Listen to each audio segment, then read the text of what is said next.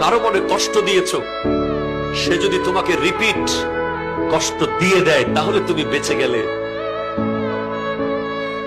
কথা বলেন না।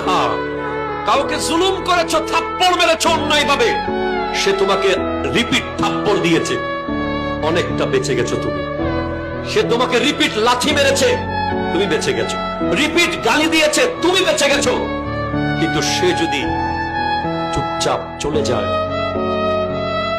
থাপ্পড় খেয়ে যদি চলে যায়, গালি খেয়ে যদি চলে যায়, যদি চুপচাপ মসজিদের জায়নামাজে এসে বসে আর যদি বলে আল্লাহ সবাই ছেড়ে দিলে তুমি তো আছো,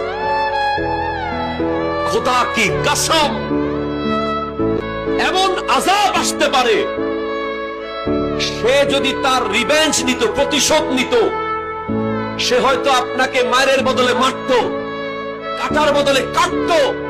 কিন্তু যদি সেটা আল্লাহর আদালতে চলে যায়, তার বান্দা